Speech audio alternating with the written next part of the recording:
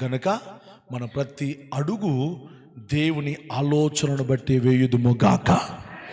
గట్టిగా చెప్పండి ఆమేనని.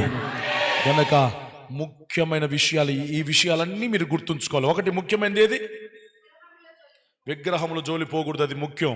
2, మిక్కటమైన ప్రేమ కలిగి ఉండాలి, అది ముఖ్యం. 3, ప్రార్థన, ముఖ్యమైన ప్రార్థన కలిగి ఉండాలి, అది 3. 4, కృతజ్ఞత కలిగి ఉండాలి, అది 4వది. 5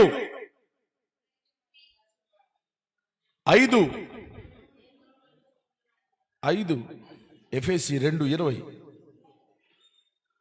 క్రీస్తు యేసు ముఖ్యమైన మూలరాయి అయి ఉండాలి.